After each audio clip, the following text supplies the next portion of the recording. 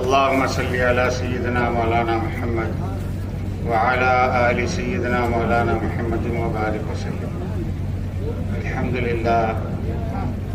لله نحمده ونستعينه ونستغفره ونؤمن به ونتوكل عليه ونعوذ بالله من شرور أنفسنا ومن سيئات أعمالنا. من يهده الله فلا مضل له ومن يضلله فلا هادي له. ونشهد أن لا إله إلا الله وحده لا شريك له ونشهد أن سيدنا ونبينا ومولانا محمدا عبده ورسوله صلوات الله وسلامه عليه وعلى آله وصحبه وبارك وسلم تسليما كثيرا كثيرا. أما بعد فأعوذ بالله من الشيطان الرجيم. بسم الله الرحمن الرحيم. فمن كان يرجو لقاء ربه فليعمل عملا صالحا ولا يشرك بعبادة ربه أحدا. میرے بھائیوں، بزرگوں اور دوستوں، اللہ جل جلالہ و عمن والوں نے ہم کو جو دین دیا ہے اس میں حقوق کی تعلیم ہے. پورا دین جو ہے حق کی تعلیم ہے کہ جی کس کا کیا حق ہے. اس کو پورا کرنا یہ انصاف بھی ہے، احسان بھی ہے. اور اس کو پورا نہ کرنا یہ حق تلفی بھی ہے اور ظلم ہے. اور شرک کے بعد اللہ کے نزدیک سب سے بڑا گناہ جو ہے وہ ظلم ہے. اس لیے علماء نے لکھا ہے کہ حضرت نوح علیہ السلام کی قوم پر جو عذاب آیا ان کے شرک کی وجہ سے. ایک چیز ان میں تھی، وہ بہت زیادہ تھی. شرک قوم عاد میں بھی تھا، لیکن شرک سے زیادہ ان میں ظلم تھا. ظالم تھی قوم، تو ان کے ظلم پر اللہ نے ان کو ہلاک کیا. اور ظلم کہتے ہیں کسی کے حق تلفی کو. اس لیے ہمارا دین جو ہے نا وہ پورا کا پورا حقوق کی تعلیم ہے کہ جی کس کا کیا حق ہے، اس کو جانا جائے اور ادا کیا جائے. کیوں؟ اس لیے کہ اللہ تبارک و تعالیٰ نے بہت تھوڑے دنوں کے لیے اس دنیا میں بھیجا ہے. ہر انسان کا ایک وقت مقرر ہے موت کا. جو وقت جس انسان کا مقرر ہے اس وقت پر وہ مرے گا، چاہے شہر کا رہنے والا ہو چاہے دیہات کا رہنے والا ہو، چاہے پڑھا لکھا ہو چاہے بے پڑھا لکھا ہو، مولوی صاحب ہو، قاری صاحب ہو، مفتی صاحب ہو، غوث ہو، قطب ہو، ابدال ہو، صحابی ہو، سب مریں گے. مرنا اللہ نے سب کے لیے رکھا ہے. اس لیے صاحب قرآن پاک میں فرمایا کل نفس ذائقۃ الموت، کہ ہر نفس کو موت کا مزہ چکھنا ہے. جسے اللہ نے پیدا کیا ہے وہ مرے گا.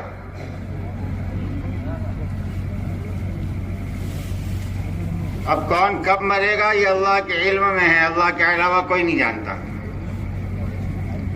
یہاں تک کہ زمین کے ساتھ ساتھ آسمانوں کی مخلوق بھی مر جائے گی.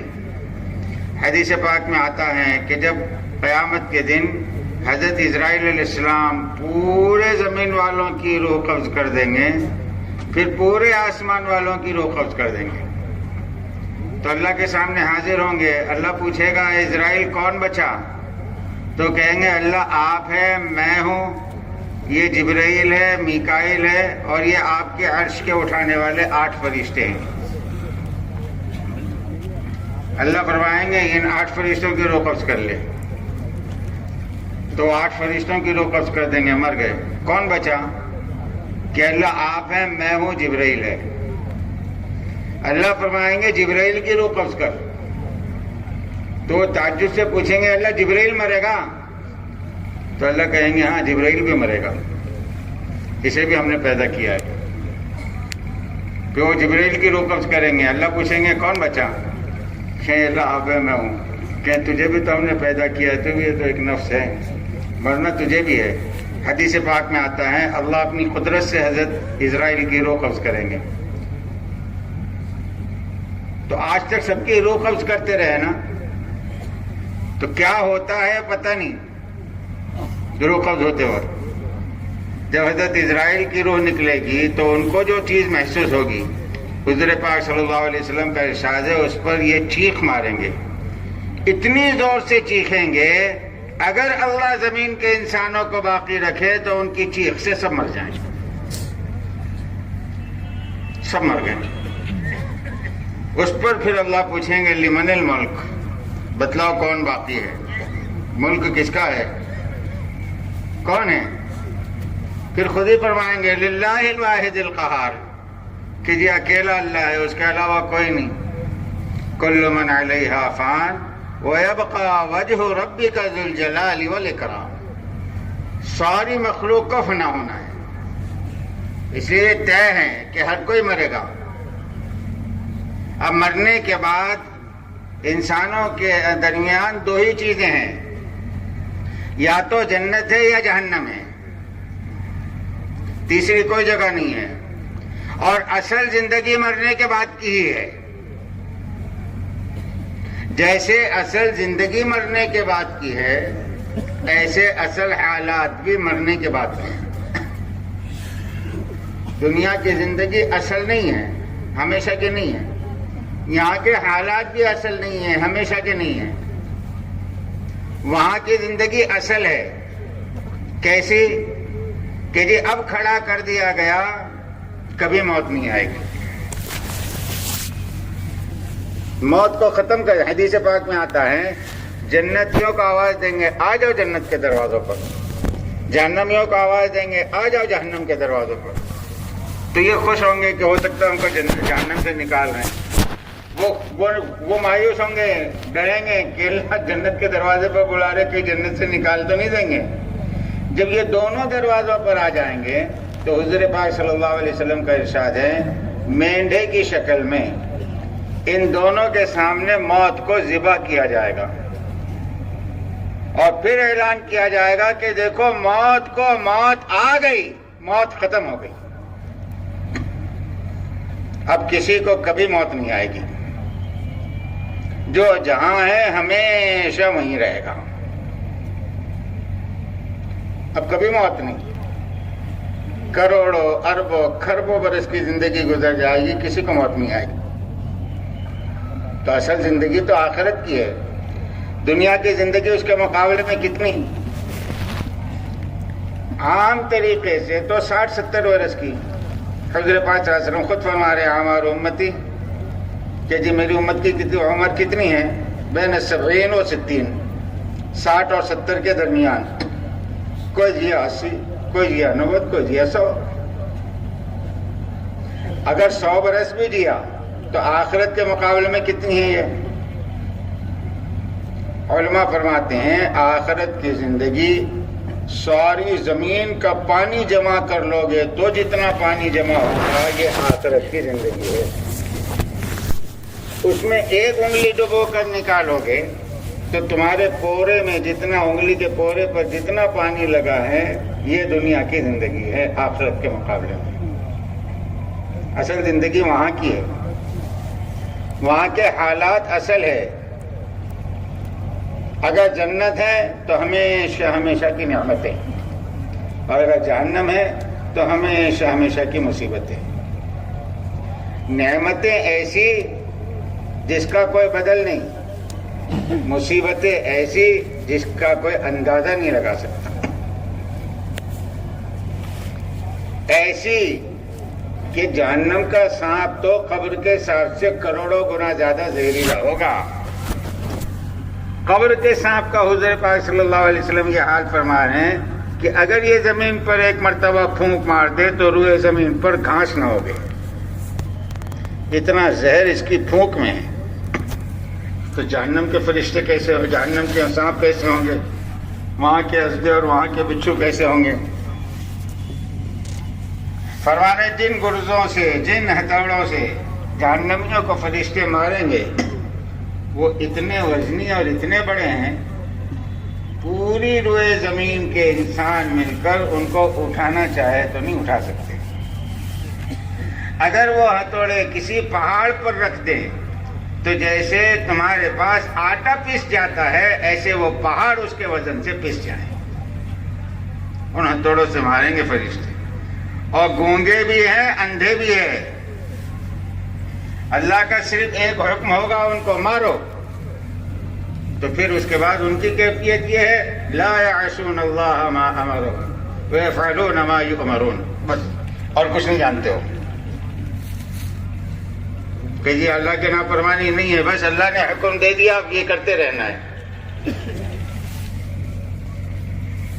تو وہاں کا عذاب بڑا سخت، وہاں کی آگ کا یہ حال کہ وہاں کا شرارہ، جہنم کا شرارہ، چنگاری کو کہتے ہیں، اگر اللہ آسمان دنیا سے باہر کر دے تو لمحے کے اندر پوری زمین جل کر خاک ہو جائے۔ ایک شرارے میں اتنی تپش ہے۔ حضور پاک صلی اللہ علیہ وسلم کا ارشاد ہے جہنم کا پانی اتنا گرم ہے، اگر ایک ڈول کتنا ہوتا ہے بھائی؟ چھوٹا ہوتا ہے نا، بچیاں کھینچ لیتی ہیں۔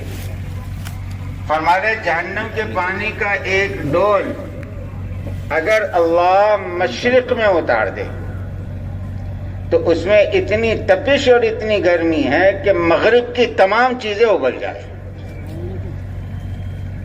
کتنا فاصلہ ہے مشرق و مغرب کا، لیکن اس ایک ڈول پانی میں اتنی آگ اور اتنی تپش ہے کہ مغرب کی ساری چیزوں کو جلا کر خاک کر دے۔ پھر وہاں کے چٹانیں، آگ کی چٹانیں، اور پھر وہاں کا حمیم اور وہاں کا غساق، پھر وہاں کی بھوک کیسی؟ ایسی بھوک سارے پہاڑ کھا جائے تب بھی اس کی بھوک نہ مٹے۔ پیاس، کیسی پیاس؟ سمندر کے سمندر پی جائیں تب بھی اس کی پیاس نہ بجھے۔ بھوک تو اتنی شدید ہوگی کہ پہاڑوں کے کھانے سے اس کی بھوک نہ مٹے، لیکن کھانے کے لیے کچھ بھی نہیں ہوگا تو بھوک کے مارے چیخے گا، اور ایک دو برس نہیں، 500 برس تک چیختا رہے گا کھانا کھانا۔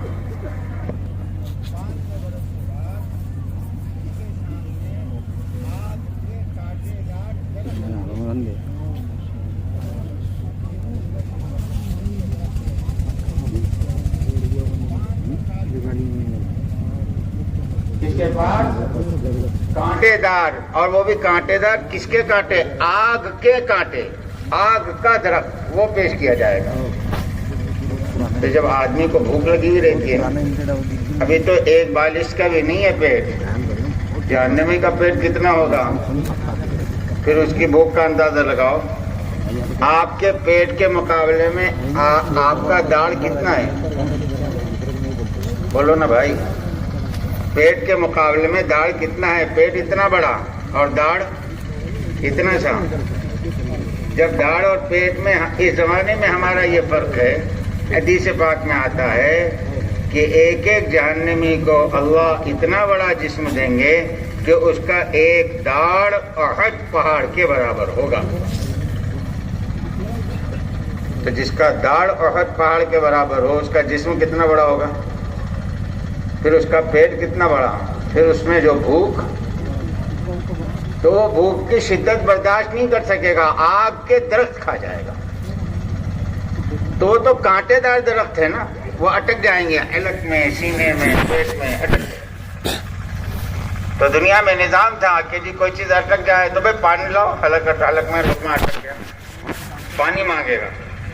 حدیث پاک میں آتا ہے 500 برس تک پانی پانی چیختا رہے گا، کوئی اسے پانی دینے والا نہیں ہوگا۔ 500 برس کے بعد اس کے سامنے پیش کیا جائے گا حمیم کا پانی۔ صحابہ نے پوچھا حضور حمیم کسے کہتے ہیں؟ آپ نے فرمایا گرمی کی اور آگ کی انتہا کا نام حمیم ہے۔ کی انتہا. فرمائے وہ پانی پیے گا کیونکہ پیاس لگی ہے, پیے گا تو بعد میں جب اس پانی کے پینے کے لیے وہ پانی کو لے گا تو ابھی پانی پیٹ تک ہی آئے گا, تو اس کی گرمی سے نیچے کا ہونٹ سکڑ کر نیچے آ جائے گا, اوپر کا ہونٹ سکڑ کر اوپر چلا جائے گا. لیکن شدت کی وجہ سے وہ پانی پیے گا. جب پانی پیے گا تو اس کے اندر کا جتنا سامان ہے پیشاب اور پیخانے کے راستے سے کٹ کٹ کر باہر نکل جائے گا, اور یہ سزا اربوں کھربوں سال تک چلتی رہے گی. اس لیے ایک مقام جو ہے آخرت میں جہنم ہے, ایک مقام اللہ نے آخرت میں جنت رکھا ہے جس میں نعمتیں ہیں. وہاں پر بھی ہمیشہ ہمیشہ کی زندگی ہے جو کبھی ختم نہیں ہوگی.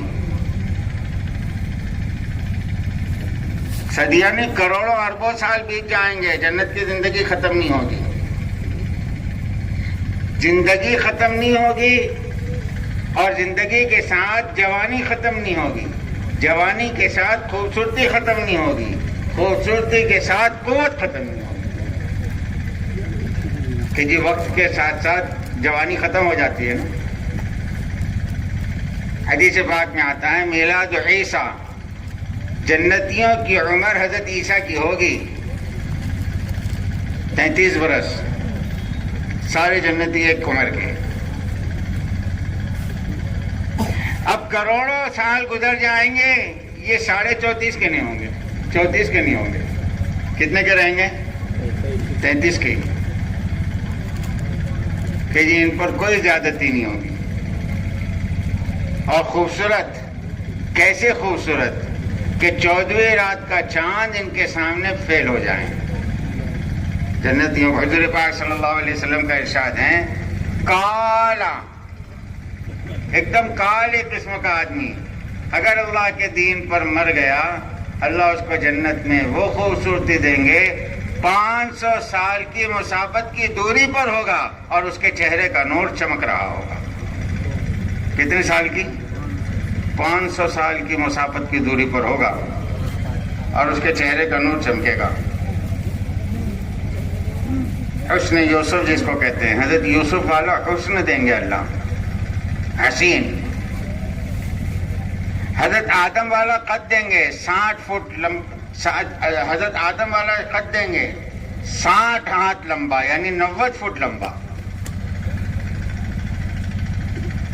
حضرت داؤد جیسی آواز دیں گے کہ جی حضرت داؤد جب زبور پڑھتے ہیں تو اڑتے ہوئے پرندے جو ہے ہوائی میں ٹھہر جاتے تھے, ہوش اڑ جاتا تھا کہ اتنی اچھی آواز. پہاڑ میں حرکت پیدا ہو جاتی تھی, اس آواز کی سریلے پن سے پہاڑ ہل جاتے تھے.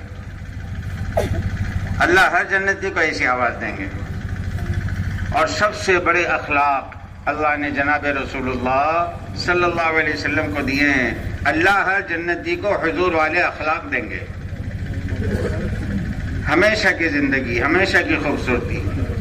اتنا بڑا مادے, اتنی بڑی جنت دیں گے کہ آدمی جو جنت میں داخل ہوں گے ڈائریکٹ, وہ تو بہت دور. حدیث پاک میں تذکرہ ہے اس جنتی کا جو سب سے اخیر میں پتہ نہیں کتنے کروڑوں سال کے بعد جہنم سے نکالا جائے گا. اب جہنم میں بھی جائے گا آدمی تو کئی سال تک جائے گا نا. قرآن پاک میں تو جہنم میں جانے والوں کے لیے احقابہ کا لفظ استعمال کیا ہے, اور ایک حکم کو حضرت شیخ نے کتنا لکھا ہے بولو نا. ایک حکم ایک آدمی جہنم میں جلے گا تو کتنے سال جلے گا؟ 300 کروڑ 88 لاکھ. تو اور احقابہ تو حکم کی جمع ہے, اگر یہ جمع میں چلا گیا تو کروڑوں اربوں کھربوں سال کے بعد بھی اگر اللہ اس کو جہنم سے نکالیں تو حدیث پاک میں آتا ہے اللہ اس سے پوچھیں گے بندے جہنم سے نکال دیا کیا دیں؟ اللہ کچھ نہ دیں. جہنم سے نکل گیا یہی سب سے بڑا انعام ہے. اللہ کہیں گے نہیں مانگ کیا دیں؟ تو نہیں مانگے گا. اللہ کہیں گے اچھا دنیا میں تو جس گھر میں رہتا تھا اس سے بڑا گھر دے دے تو خوش ہو جائے گا. اللہ اس سے بڑا اور کیا چاہیے؟ کہ اچھا جس دنیا میں تو رہتا تھا اتنی بڑی دنیا دے دیں تو خوشی سے پھولے نہیں سمائے گا. اتنی بڑی دنیا کا میں مالک, اتنی بڑی دنیا مجھ کو, ٹھیک ہے دے دے. تو اللہ فرمائیں گے کہ بندے جس دنیا کے بارے میں نے تجھے کہا نا, ایسی 10 دنیا کے برابر ایک جنت میں تجھے دیتا ہوں. تو اتنی بڑی جنت تو اس آخری درجے کے آدمی کو ملے گی, تو اول درجے کے لوگوں کو کتنی بڑی جنت ملے گی. پھر جنت سونے چاندی کی, ساری اینٹیں سونے کی, ساری اینٹیں چاندی کی, اور اعلیٰ درجے کی جنت ہیں تو لبنۃ من لؤلؤ بیضاء, لبنۃ من لؤلؤ بیضاء کہ جی سفید موتی کی اینٹیں, لبنۃ من زمردۃ خضراء سبز زمرد کی اینٹیں. ان کے اوپر ان کے درمیان میں ان کو جوڑنے کے لیے مشک استعمال کیا گیا, اور اس مشک کے اوپر باریک باریک باریک باریک موتیاں جڑی ہوئی ہیں. سونے چاندی کی, ہیرے جواہرات کی اینٹیں ہیں, اور لمبائی کتنی, چوڑائی کتنی. بعضی جنتیں ایسی ہوگی جو اللہ کے بالکل قریب ہوگی. تو حضور پاک صلی اللہ علیہ وسلم فرما رہے ہیں سقفها عرش الرحمن, ان کی چھت ہی اللہ کا عرش ہوگا کہ جی اللہ کے اتنے قریب ہوں گے. بھوک نہیں ہوگی, پیاس نہیں ہوگی, بھوک اور پیاس نہیں ہوگی. حدیث پاک میں آتا ہے جب جنتی جنت کے دروازے پر پہنچیں گے 2 نہریں ہوگی, ایک نہر میں غسل کروائیں گے, ایک نہر کا پانی پلوائیں گے. جب یہ کالا جائے گا چاند کے جیسا ہو کے نکلے گا. اس نہر کا کمال ہے, ایک کا پانی پیے گا اندر کی ساری گندگی ختم ہو جائے گی, بھوک بھی ختم ہو جائے گی, پیاس بھی ختم ہو جائے گی. اب کروڑوں سال میں بھی کبھی بھوک نہیں لگے گی. بھوک جنت میں حرام ہے, پیاس جنت میں حرام ہے. جیسے جہنم والوں پر کھانا پینا حرام ہے, ایسے جنت والوں پر جو ہے اس کی ضد حرام ہے. کسی کو بھوک نہیں لگے گی. لیکن کھانا کتنا کھائیں گے, کہ بھائی کھانا کتنا کھائیں گے آپ اندازہ لگا سکتے ہیں. ابن کثیر رحمۃ اللہ علیہ نے لکھا ہے کہ ایک جنتی جنت میں داخل ہوگا, اس کو ایک محل دیا جائے گا جس کے 5000 دروازے ہوں گے. کتنے دروازے؟ 5000 دروازے. جب یہ اپنے محل میں جا کر بیٹھے گا تو ہر دروازے سے 5000 فرشتے داخل ہوں گے. 5000 دروازے, ہر دروازے سے 5000 فرشتے داخل ہوں گے. ہر فرشتے کے ہاتھ میں ایک خوان ہوگا, ہر خوان میں 5000 قسم کے کھانے ہوں گے. کتنے ہوئے؟ ارے کیلکولیٹر لایا نہیں لایا کسی نے. کتنے ہوئے سوچ سکتے ہیں؟ اور حدیث میں آتا ہے کہ کوئی ایک فرشتہ ایسا نہیں ہوگا جس کے تھال کے کسی قسم کے کھانے میں سے جنتی نے نہ کھایا ہو. 100% کے کھانے کھائے گا. بھوک کی وجہ سے نہیں, شوقیہ کھائے گا. ارے شوق سے کھاتے نہیں کھاتے کہ جی دوپہر میں خوب پیٹ بھر کر کھا کر نکلیں. کہاں گئے کہ جی تھوڑا باغیچے میں گھومنے گئے, زو پر گھومنے گئے, چوپاٹی پر گھومنے گئے. ارے بھائی وہ پیٹیز دے, بھائی وہ وڑا پاؤ دے, ارے بھائی وہ پانی پوری دے. ارے بھائی تمہارے کو بھوک لگ رہی, کھانا وانا نہیں کھائے. ارے بھائی کھایا کھانا, تو پھر یہ کیا کھایا؟ ارے بولے گھومنے آئے نا, شوق سے کھا رہا. بولے بھوک کی وجہ سے تھوڑی کھا رہا. تو آدمی شوق سے کھاتا نہیں کھاتا, حالانکہ گھر میں کھایا ہے, بھوک نہیں ہے, شوقیہ کھا رہا ہے. ایسے جنتی صرف شوقیہ کھائیں گے تو اتنا کھائیں گے, اور اتنا کھانے کے بعد نہ پیشاب نہ پیخانہ, ایک ڈکار لیں گے سب ہضم ہو جائے گا. ایسی زندگی دیں گے اللہ, ہمیشہ کی خوبصورتی بھی دیں گے. پھر نہریں دیں گے, دودھ کی نہر, پانی کی نہر, شرابن طہورہ کی نہر. یہ نہریں دیں گے جو زمین پر چل رہی ہوگی, گڑھا نہیں ہوگا, اور بغیر بیچ کے کسی آڑ کے چل رہی ہوگی. نہ پانی دودھ میں ملے گا, نہ دودھ شراب میں ملے گی. نہریں چل رہی ہوگی، بڑے بڑے محلات دیں گے،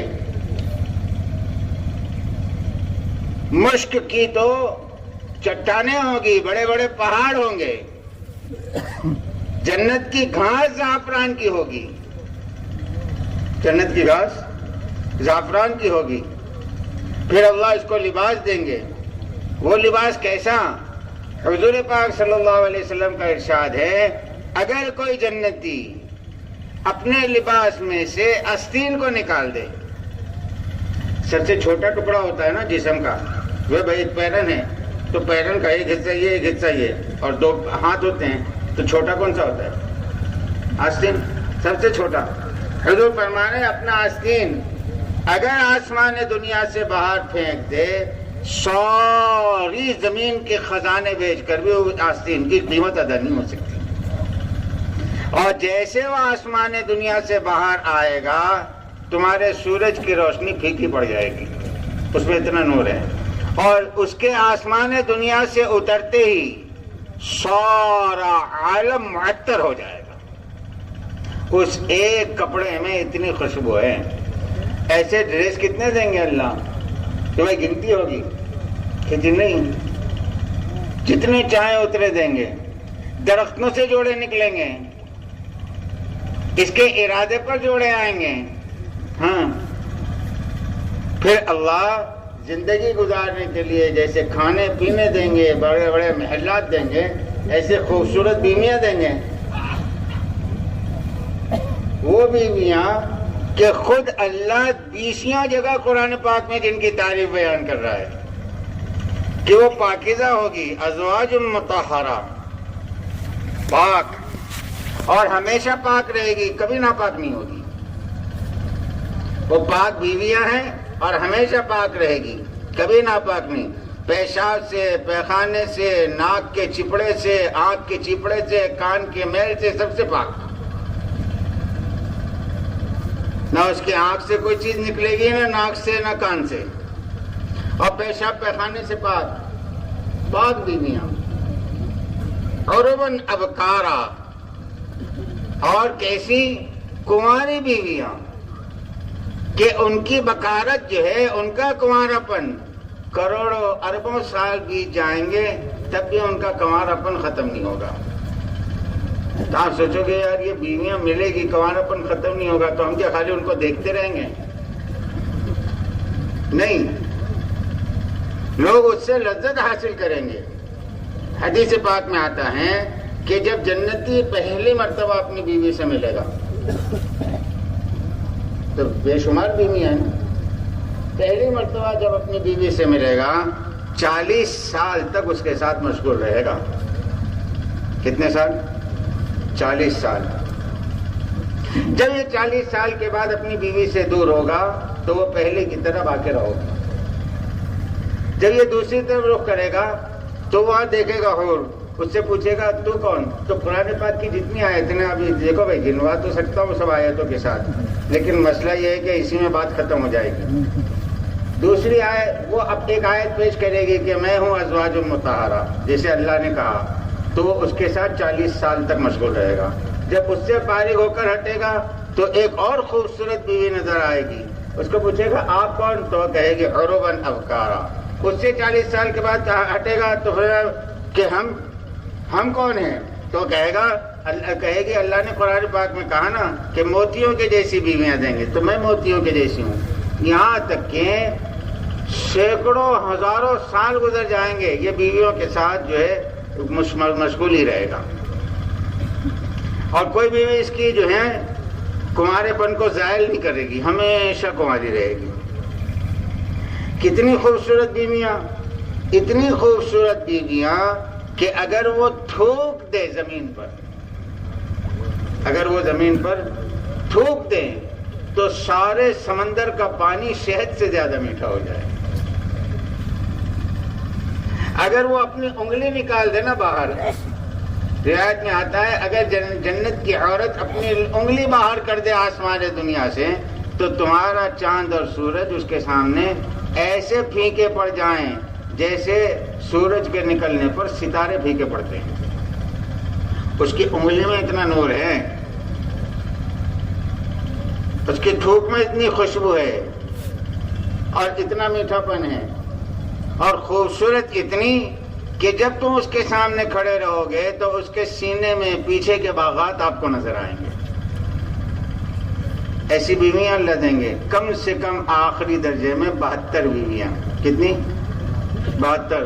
اب اعلیٰ درجے والوں کو جس کو ہزاروں لاکھوں ملے گی وہ بات الگ ہے. اور سب سے بڑی بات معلوم، سب سے بڑی بات، جنت میں اللہ تبارک و تعالیٰ اپنا دیدار دیں گے. میدان میں سب جنتیوں کو جمع کریں گے اور حدیث پاک میں آتا ہے اللہ اپنے اور بندوں کے درمیان کے سارے پردے ہٹا دیں گے کہ بندوں میں ہوں تمہارا رب، میں ہوں تمہارا رب. اور اللہ سلام کریں گے. لوگ ابھی دنیا میں لوگوں کے سلام کے لیے مر رہے ہیں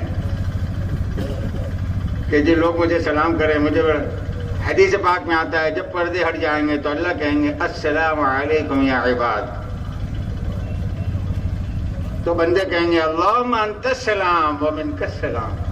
اللہ آپ سلام ہیں، ساری سلامتیاں آپ کی طرف سے. تو اللہ کا دیدار کریں گے. غالباً غنیت الطالبین میں حضرت شیخ عبد القادر جیلانی رحمۃ اللہ علیہ نے لکھا ہے کہ پہلا دیدار اللہ تبارک و تعالیٰ کا جب بندہ کریں گے 8 کروڑ برس تک کریں گے. کتنے کروڑ برس؟ 8 کروڑ.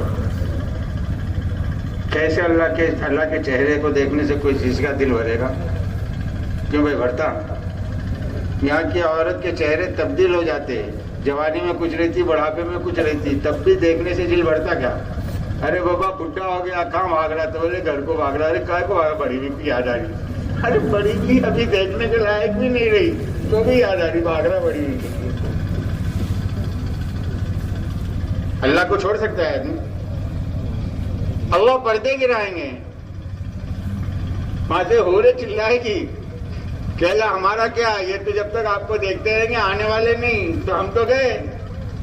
تو حدیث میں آتا ہے کہ پردہ گروا دیا جائے گا اور کہا جائے گا کہ اب جنتوں کی نعمتوں سے نفع حاصل کرو. اور پھر اللہ اس وقت اعلان کریں گے کہ بندوں میں تم سے راضی ہو گیا، اب کبھی ناراض نہیں ہوں گا.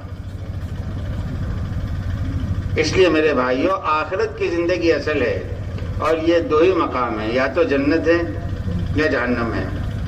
اور حضور پاک صلی اللہ علیہ وسلم نے اس کی اتنی ترغیب دی ہے، اتنی تعلیم دی ہے، اتنا جہنم سے ڈرایا ہے، اتنا جنت کا شوق دلایا ہے کہ خود بذات خود اپنی ذات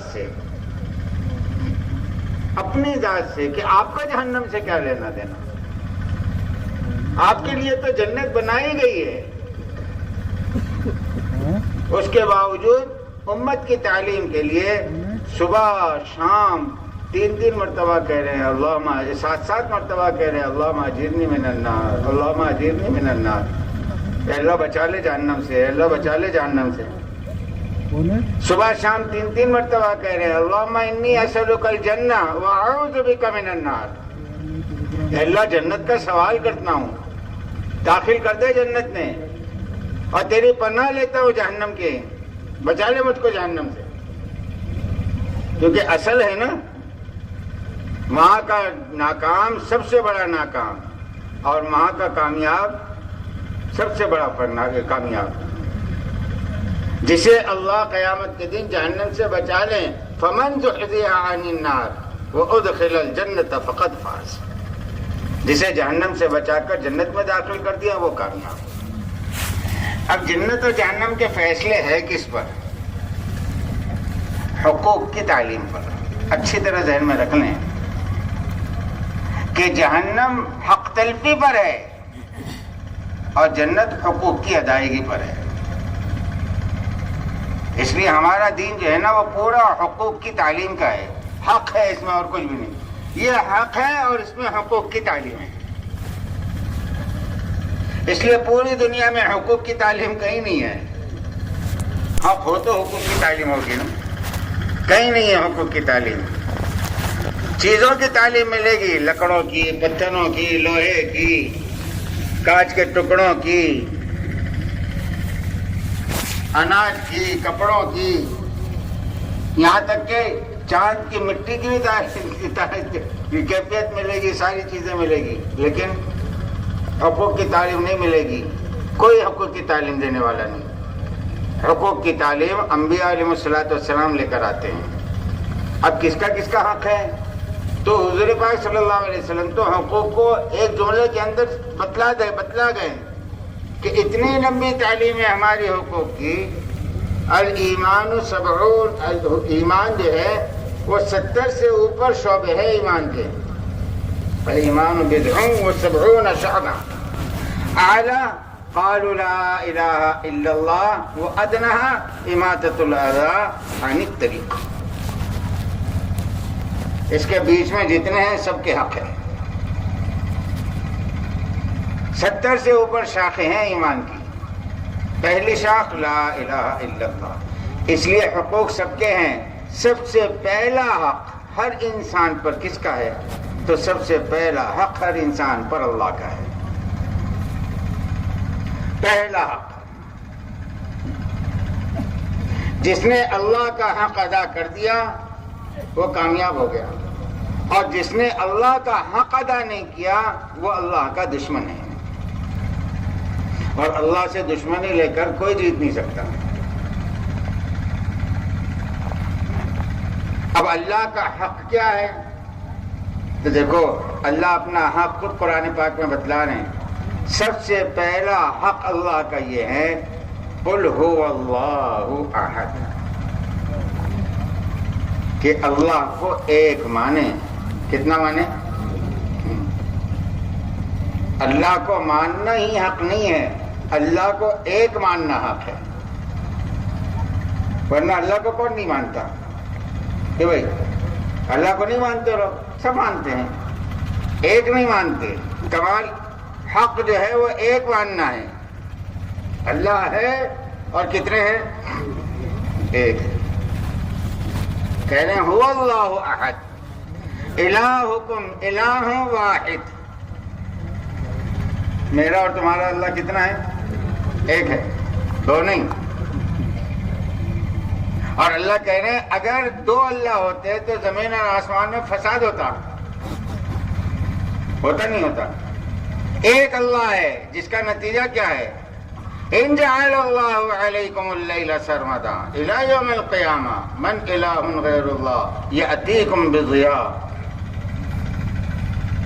اگر اللہ تمہارے لیے رات کو کھڑا کر دے، دن ہی نہ لائے، تو تم بتلاؤ اللہ کے علاوہ کون ہے جو تمہارے لیے دن کو لائے گا؟ ان جعل اللہ علیکم النہار سرمدا الی یوم القیامہ من الہ غیر اللہ یأتیکم بلیل تسکنون فیہ افلا تبصرون. اگر اللہ دن کو کھڑا کر دے، سورج ہی نہ ڈبائے، تو کون ہے جو تمہارے لیے رات کو لائے گا؟ یہ اللہ کے ایک ہونے کی دلیل ہے نہیں ہے. اگر دو اللہ ہوتے، ایک اللہ ڈباتا، دوسرا اللہ کہتا تو نے ڈبایا اب میں نکالتا، تو رات ہی نہیں ہوتی تو سوتے کب؟ یا دونوں اللہ ڈبا ہی دیتے، کوئی نکالتا ہی نہیں، تو کمانے کب جاتے؟ کتنے اللہ ہیں؟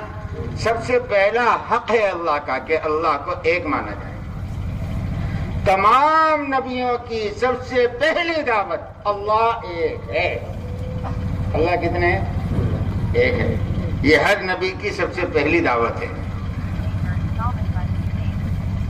ایک یہ حق ہے. دیکھو مختصر عرض کر رہا ہوں. دوسرا حق یہ ہے کہ اس کے ایک ہونے کے ساتھ ساتھ اس کو مختار کل اور تمام مخلوق سے بے نیاز مانا جائے. اس لیے فرمایا اللہ الصمد. اللہ کیسے ہیں؟ بے نیاز. جو کسی کا محتاج ہو وہ خدا ہو نہیں سکتا. خدا وہ جس کے سب محتاج ہو وہ کسی کا محتاج نہیں. ساری مخلوق اس کی محتاج، اور وہ ساری مخلوق کی محتاجگی سے آزاد ہے. وہ کسی کا محتاج نہیں. کسی لائن میں اگر محتاج ہیں تو پھر وہ خدا نہیں ہے. اسی لیے آگے فرمایا اگر اس کو کسی نے جنا ہے تو یہ محتاج ہے، اور اگر کس نے کسی کو جنا ہے تب بھی یہ محتاج ہے. تو جننے والا اور جنا ہوا دونوں محتاج ہے، اس لیے دونوں خدا نہیں ہو سکتے۔ خدا ایک ہے اور وہ کسی کا محتاج نہیں ہے، سب سے بے نیاز ہے، اور ساتوں زمین اور آسمان کی پوری مخلوق اس کی یکساں محتاج ہے۔ ایسا نہیں ہے کہ کوئی کم محتاج ہے، کوئی زیادہ محتاج ہے، نہیں، سب یکساں محتاج ہے اللہ کے۔ چیونٹی اپنی حیات میں، پیدا ہونے میں، اپنی بقا میں، اپنے پلنے میں جتنی اللہ کی محتاج ہیں، جبرائیل پیدا ہونے میں، اپنی بقا میں، اپنے پلنے میں اتنا ہی اللہ کا محتاج ہے۔ ایسا نہیں ہے کہ وہ بہت بڑا جسم ہے اس لیے وہ اللہ کے محتاج کم ہے، نہیں، یہ چیونٹی جتنی محتاج ہے نا، جبرائیل بھی اتنا ہی محتاج ہے۔ اللہ کے سب یکساں محتاج ہے، اور اللہ نہ چیونٹی کا محتاج ہے نہ جبرائیل کا محتاج ہے، وہ سب سے آزاد اور محتاج نہیں ہے، اس لیے پاک ہیں، کیونکہ محتاج عیب جو ہے وہ محتاج بناتا ہے نا، تو اللہ عیبوں سے پاک ہے۔ کیسے ہیں بھائی؟ سبحان اللہ، ہمارا اللہ کیسا ہے؟ عیبوں سے پاک ہے، نہ کھاتا ہے نہ پیتا ہے نہ موت ہے کہ بھائی اللہ مریں گے، نہیں، وہ موت سے آزاد ہے، اکیلے باقی رہیں گے، سب مٹ جائیں گے، اللہ مٹیں گے نہیں، ان کو بھوک نہیں لگتی، ان کو پیاس نہیں لگتی، وہ بھولتے نہیں ہیں۔ اللہ بھولتے ہیں؟ نہیں، اللہ بھولتے نہیں ہیں۔ ساتوں زمین اور آسمان کو بنایا، تھکتے بھی نہیں ہیں، کبھی سوتے بھی نہیں ہیں۔ لا تأخذوہ سینۃ ولا نوم، سونا تو بہت دور کی بات، ان کو کبھی اونگ بھی نہیں آتی۔ ہر عیب سے پاک، کمزوری سے پاک، جسم سے پاک۔ ہم جسے اللہ مانتے ہیں اس کی کوئی شکل نہیں ہے، جو شکل آ جائے وہ خدا ہو نہیں سکتا، کیونکہ یہ شکل کا محتاج ہے۔ اللہ ہو جو کسی شکل کا محتاج نہیں۔ ہم نے اللہ کو کسی شکل کے ساتھ نہیں مانا ہے، وہ ہمیشہ سے ہے، ہمیشہ رہے گا، بے عیب ہے، کوئی عیب اس میں نہیں ہے، وہ کمزوری سے پاک، بیماری سے پاک، کیوں اللہ بیمار پڑتے ہیں، بھوک اور پیاس سے پاک، کسی اور کیسا ہے، اکیلا ہے اور بے عیب ہے، بے نیاز ہے، اس لیے خود فرما رہے وحدہ لا شریک لہ، کیونکہ وہ محتاج نہیں ہے نا، اس لیے کسی کی شرکت کی اس کو ضرورت نہیں ہے۔ شرکت کی ضرورت کس کو پڑے گی؟ ہاں، جو محتاج ہوگا، کہ جی اللہ کسی کا محتاج نہیں ہے، اس لیے اس کو کسی کی شرکت کی ضرورت نہیں، کوئی اس کا وزیر نہیں، کوئی اس کا مشیر نہیں، وہ کسی کے مشورے کا پابند نہیں، وہ کسی کی کسی چیز کا محتاج نہیں، پوری مخلوق اس کی محتاج ہے، اور تنہا ہے، اکیلا ہے۔ اب دو چیزیں رہتی ہے اللہ کی اس کے بعد، دیکھو اور بہت ساری چیزیں ہیں وہ عرض نہیں کرتا، یہ بات سمجھ میں، اللہ ایک ہے، بے نیاز ہے، پاک ہے، ان کا کوئی شریک نہیں ہے۔ اب دو چیزیں ہیں جو سب سے پہلے ماننی ہے، ایک ہے الوہیت اور ایک ہے ربوبیت۔ یہاں اللہ کو تو مانتے ہیں، پاک بھی مانتے ہیں، بے نیاز بھی مانتے ہیں، ایک بھی مانتے ہیں، وحدہ لا شریک لہ بھی مانتے ہیں، ربوبیت میں آ کر اٹک جاتے ہیں کہ جی ضرورتوں کا پورا کرنے والا کون ہے۔ یہاں آ کر لوگ مار کھاتے ہیں۔ ہلو اس لیے تکرار جو دین میں ہے نا سب سے بڑی، ہلو ہاؤ وہ تکرار رب کی ہے، کیونکہ رب کے لیے پیدا کیا. الست بربکم. کیا بول رہا تھا؟ یہیں سے اس کی ابتدا ہے. عبادت بعد میں ہے, بعد میں زمین پر آنے کے بعد آئی. ابھی تو پیدا کر رہے ہیں, اور پیدا کرتے ہی پوچھنا ہے الست بربکم الست بالہکم پوچھا, ہاں دعا ہے. الست برازقکم پوچھا, الست بربکم. رب کہتے ہیں ضرورتوں کے پورا کرنے والے کو. تو کون ہے ضرورتوں کا پورا کرنے والا؟ وہیں سے شروع کروایا. اور جب موت آئے گی نا قبر میں, یہ نہیں پوچھے گا آپ کو فرشتہ آ کر من الہکم, کس کو الہ مان کر آیا, کس کو سجدہ کر کر آیا, یہ بعد میں ہے. اس کا حساب قیامت کے دن کتنے سجدے سچے کیے کتنے جھوٹے کیے وہ سب بعد میں معلوم پڑیں گے. قبر میں پوچھے گا من ربکم, بتا تیرا رب کون ہے, تو یہاں پر آیا ہے کون؟ اپنی ضرورتوں کا پورا کرنے والا. کس کو یقین کر کر آیا ہے کہ تیری ضرورتیں کس نے پوری کی؟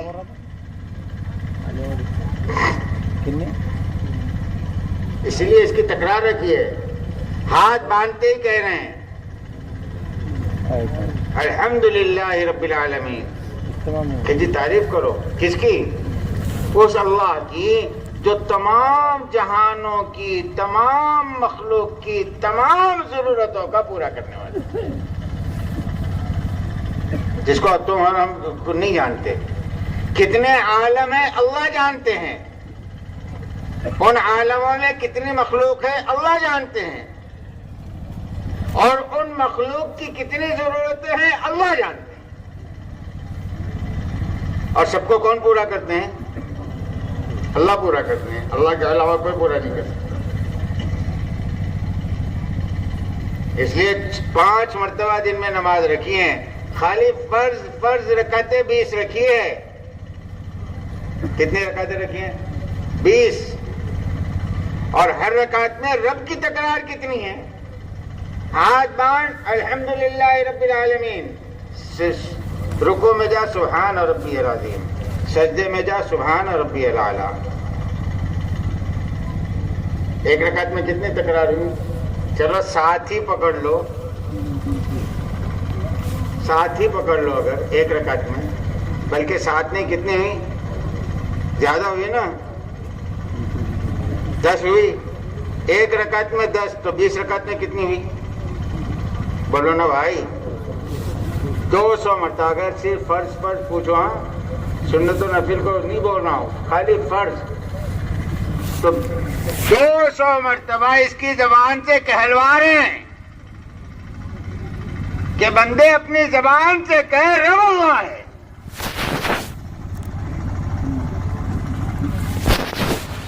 اب ہمارے دلوں نے اللہ کے علاوہ رب بنا رکھا ہے, بلکہ اب ہمارے دل جو ہے نا, ہمارے دل میں رب نہیں ہے, ارباب ہے.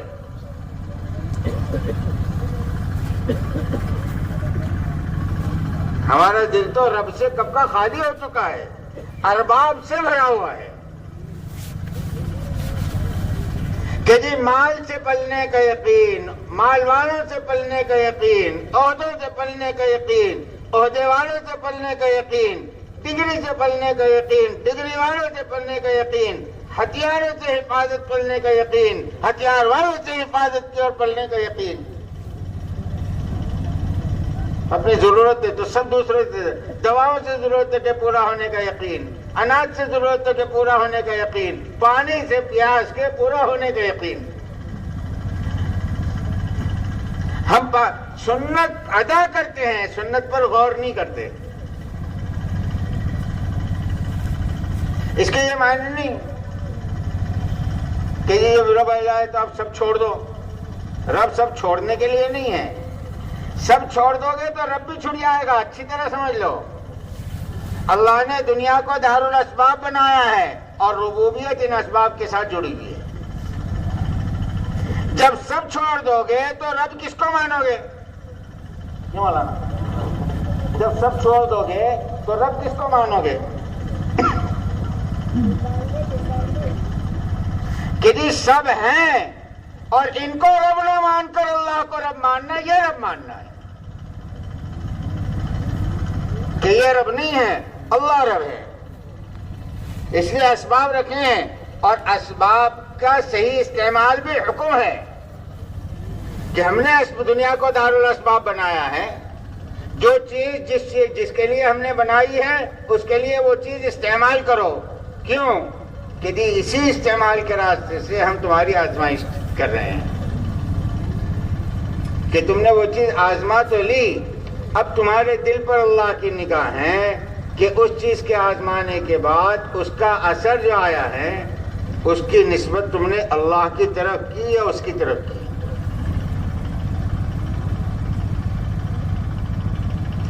اس لیے کھانا کھاتے برابر کیا کہہ رہے ہیں؟ کھانا کھاتے برابر کہہ رہے ہیں الحمدللہ سے شروع کرو دعا۔ کیوں؟ کہ جی فوراً دل کو اس طرف متوجہ کرو کہ اس کھانے سے ہماری ضرورت پوری نہیں ہوئی، اللہ نے ہماری بھوک کی ضرورت پوری کی۔ پانی سے ہماری ضرورت پوری نہیں ہوئی، اللہ نے ہماری پیاس کی ضرورت پوری کی۔ دوا سے ہماری ضرورت پوری نہیں ہوئی، اللہ کے پورا کرنے سے پوری کی۔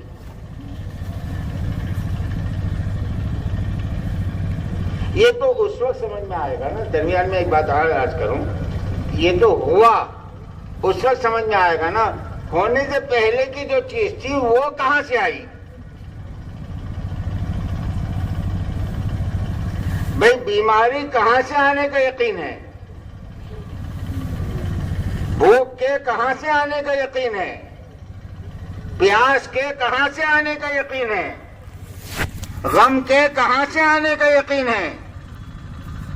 گھبراہٹ کے کہاں سے آنے کا یقین ہے؟ پریشانی کے کہاں سے آنے کا یقین ہے؟ ہر آدمی کو اپنے دل کو ٹٹولنا چاہیے کہ ان سب چیزوں کے آنے کا یقین میرا مخلوق سے ہے یا اللہ سے ہے؟ کہ یہ سب چیزیں میرا دل کیا کہہ رہا ہے، اللہ کی طرف سے آئی ہے یا مخلوق کی طرف سے؟ دیکھیے بھوک اللہ کی طرف سے آئی ہے، پیاس اللہ کی طرف سے آئی ہے، بیماری اللہ کی طرف سے آئی ہے، گھبراہٹ اللہ کی طرف سے آئی ہے، غم اللہ کی طرف سے آیا ہے۔ اب اس کا علاج کہاں سے آئے گا؟ جس کی طرف سے یہ آیا ہے اس کی ضد بھی اسی کی طرف سے آئے گی۔ جس اللہ کی طرف سے بھوک آئی ہے اسی اللہ کی طرف سے کھانا آئے گا۔ جس اللہ کی طرف سے پیا، مولانا یوسف صاحب رحمۃ اللہ علیہ فرماتے تھے پوری مخلوق مل کر کوئی حاجت پیدا نہیں کر سکتی، یہ ہے لا الہ، اکیلے اللہ تمام حاجتوں کے پیدا کرنے والے ہیں، یہ ہے الا اللہ۔ اور فرماتے ہیں پوری مخلوق مل کر کسی حاجت کو پورا نہیں کر سکتی، یہ ہے لا الہ، اکیلے تنہا تنہا اللہ تمام حاجتوں کو پورا کرنے والے ہیں، یہ ہے الا اللہ۔ نہ حاجت مخلوق سے آتی ہے نہ حاجت مخلوق سے پوری ہوگی، وہ رب ہے، حاجتیں بھی وہی پیدا کرتا ہے اور حاجتوں کو پورا بھی وہی کرتا ہے۔ اس لیے رب ہمارا دل رب کس کو کہہ رہا ہے؟ حاجتوں کا، ضرورتوں کا پورا کرنے والا کس کو کہہ رہا ہے؟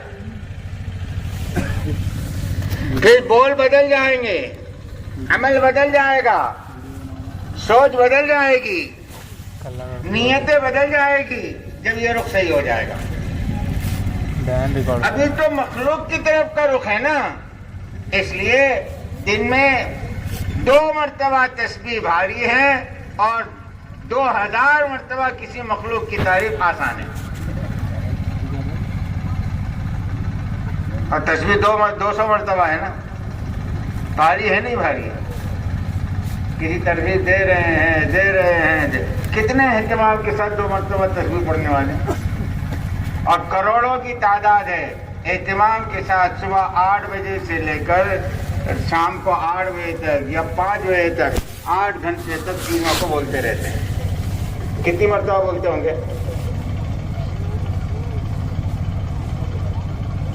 ابھی تو چیزوں کو رب سمجھ رکھا ہے کہ جی یہ ہماری ضرورتوں کو پورا کریں گی، اس لیے سب بھاگ رہے ہیں چیزوں کی طرف.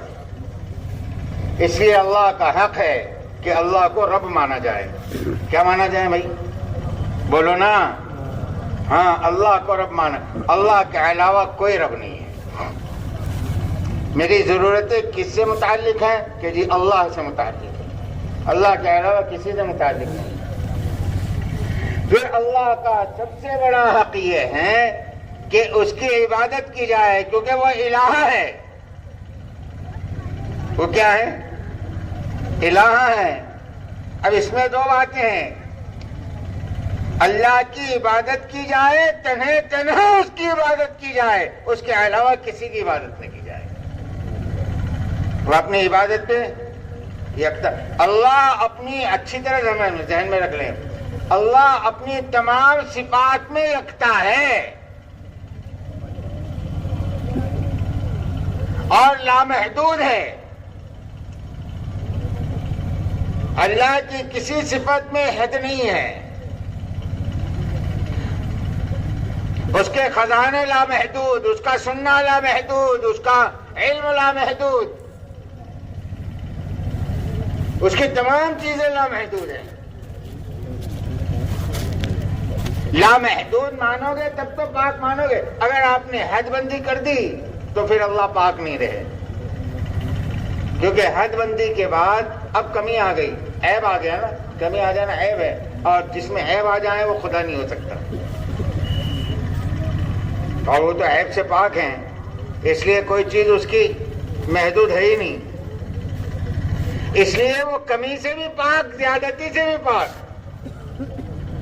اللہ جو ہے کمی سے بھی پاک، اور بولو نا، ڈرو مت، کمی سے بھی پاک، زیادتی سے. اب آپ بولو گے کمی سے پاک تو ہمیں زیادتی سے پاک کیا مانے؟ زیادتی سے پاک اس لیے کہ جب آپ زیادتی مان لو گے تو کیسے مانو گے؟ کیسے مانو گے؟ بولو نا. زیادتی کیسے مانو گے؟ ایسے مانو گے نا کہ بھئی یہ 25 کلو کی تھی، اب 40 کلو کی ہو گئی، یعنی زیادتی ہو گئی. تو پہلے آپ نے اس کی کمی مانی تب تو زیادتی مانی نا. پہلے آپ نے اس کی کمی مانی تب تو زیادتی مانی. اس لیے اللہ جیسے کمی سے پاک ہے، زیادتی سے بھی پاک. لامحدود ہے اس کی ہر چیز. اس لیے خود کہہ رہے ہیں کہ ہم تو ایسے ہیں کہ ہماری ثنا بھی تم نہیں کر سکتے. وہ تو ہم ہیں جو تمہاری ثنا کو ثنا کہہ دے. ورنہ پوری مخلوق کی ثنا بھی ہمارے نزدیک کسی حیثیت کوئی حیثیت نہیں رکھتی. ساری مخلوق میں سب سے زیادہ اللہ کی ثنا بیان کرنے والے حضور پاک صلی اللہ علیہ وسلم ہے نا. اسی لیے تو آپ کا نام احمد اور محمد ہے. لیکن حضور پاک صلی اللہ علیہ وسلم سجدے میں پڑھ کر کہہ رہے لا احصی ثناء علیک انت کما اثنیت علی نفسک. اللہ یہ قرار ہے تیری ثنا نہیں ہو سکتی.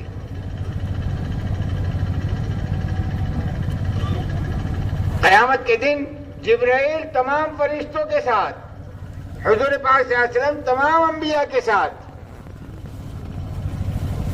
کھڑے رہ کر کہیں گے ما عبدناک حق عبادتک. اللہ ہم تیری عبادت کا حق ادا نہیں کر سکے. کیوں؟ ما عرفناک حق معرفتک، کہ ہم تو تجھے پہچان ہی نہیں سکے. لامحدود کو کیا پہچانیں گے؟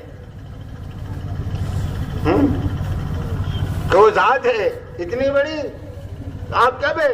اس لیے اللہ خود کہہ رہے ہیں زمین اور آسمان کے تمام جنات اور انسان زندہ مردہ ایک میدان میں جمع ہو کر میری تعریف بیان کرنا شروع کر دے. اب سارے کے سارے متقی اور متقی اور پرہیزگار بن جائیں. اللہ فرمانے میری شان میں رائی کے دانے کے برابر اضافہ نہیں ہوگا. میں تو تمہاری سب کی تعریفوں سے بھی بہت بڑا ہوں، ورا الورا ہوں. اور اگر تم سب کے سب فاجر ہو جاؤ فرعون کی طرح تو میرے شان میں رائی کے دانے کے برابر نقصان بھی نہیں ہوگا کہ جی کمی زیادتی سے پاک ہیں، اس لیے عبادت کے وہی لائق ہے، اس کے علاوہ کوئی عبادت کے لائق نہیں۔ تمام نبیوں کی ایک دعوت، اللہ کی عبادت کرو، اللہ کے علاوہ کسی کی عبادت نہ کرو، کیونکہ وہ اس کے علاوہ کوئی عبادت کے لائق ہی نہیں ہے۔ یہ حق ہے اللہ کا کہ اس کو ایک مانا جائے، اس کو بے نیاز مانا جائے، تمام عیبوں سے پاک مانا جائے، اور اس کو تمام ضرورتوں کا پورا کرنے والا مانا جائے، اور اسی کی عبادت کی جائے، اس کے علاوہ کسی کی عبادت نہ کی جائے۔ ورنہ اگر اس کے ساتھ اوروں کی عبادت ہے تو پھر وہ اپنے آپ کو ہٹا دے گا، وہ کسی کی شرکت پسند نہیں کرتا۔ ورنہ لوگ تو تیار ہیں نا کہ جی جیسے سب کی عبادت کرتے ہیں ایسے یہ اس کی بھی عبادت کریں گے، کہ جی نہیں، لا اعبد ما تعبدون ولا انتم عابدون ما اعبد ولا انا عابد ما عبدتم، کہ جی نبی کی آواز ہے، کہ جی نہیں، عبادت ہماری عبادت بھی مخصوص ہے، کیسی کہ ایسی ہوگی جو سوائے ہمارے اللہ کی کسی اور کے لیے ہرگز نہیں ہوگی۔ پیشانی جھکے گی صرف اللہ کے سامنے، ناک رگڑی جائے گی صرف اللہ کے سامنے، ہاتھ پھیلائے جائیں گے صرف اللہ کے سامنے، مدد کے لیے پکارا جائے گا صرف اللہ کو، کسی اور کو پکاریں گے غیر اللہ کو؟ جو حضور فرما رہے ہیں تیرے ٹکڑے ٹکڑے کر دیا جائیں،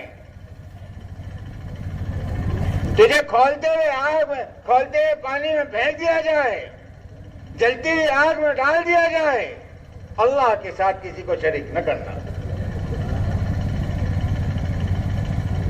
وہ یہ چیز پسند نہیں، اس لیے ہر گناہ کو اللہ معاف کریں گے، اللہ کے ساتھ کسی نے شرک کیا اس کو معاف نہیں کریں گے۔ ان اللہ لا یغفر ان یشرک بہ ویغفر ما دون ذلک لمن یشاء، ہر گناہ معاف، شرک معاف نہیں ہے۔ اس لیے عبادت کریں گے صرف اللہ کی، مانگیں گے صرف اللہ سے۔ حضور سکھا رہے ہیں کہ ہاتھ کس کے سامنے پھیلاؤ گے، مدد کس سے مانگو گے، کس کو پکارو گے؟ اذا سألت فاسأل اللہ واذا استعنت فاستعن باللہ، جب بھی پکارنا ہو کس کو پکارو؟ سوال کرنا ہو اللہ سے کرو، اللہ کے غیر سے سوال نہ کرو۔ مدد مانگنی ہو اللہ سے مانگو، اللہ کے غیر سے نہ مانگو۔ دیکھو نبی کو مدد کی ضرورت ہے، نبی کو پکارنا ہے تو نبی بھی اللہ ہی کو پکار رہا ہے۔ بدر کے میدان میں تنہا کھڑے ہیں، بے سر و سامان کے کھڑے ہیں، اور رات بھر سجدے میں گر کر کہہ رہے یا حی یا قیوم برحمتک نستغیث، یا حی یا قیوم برحمتک نستغیث۔ کس سے مانگ رہے ہیں؟ اللہ سے مانگ رہے ہیں۔ تو اللہ بھی سوا کہہ رہے ہیں استستغیثون ربکم فاستجاب لکم، آپ نے استغاثہ کیا کہ جی ہم نے قبول کر لیا۔ تو حضور کہہ رہے ہیں جب تم اللہ کے علاوہ کسی کو پکارو گے تو اللہ کی نگاہ میں گر جاؤ گے، اور جب سب سے ہٹ کر، سب سے دل ہٹا کر، سب سے یقین ہٹا کر خالص اللہ کو پکارو گے تو پھر حضور پاک صلی اللہ علیہ وسلم فرمانے کہہ دو 3 مرتبہ یا ارحم الراحمین، یا ارحم الراحمین، یا ارحم الراحمین۔ اللہ کہتے ہیں مانگ میرے بندے، اب جو مانگے گا دوں گا، کیونکہ تو نے مجھے پکارا ہے نا۔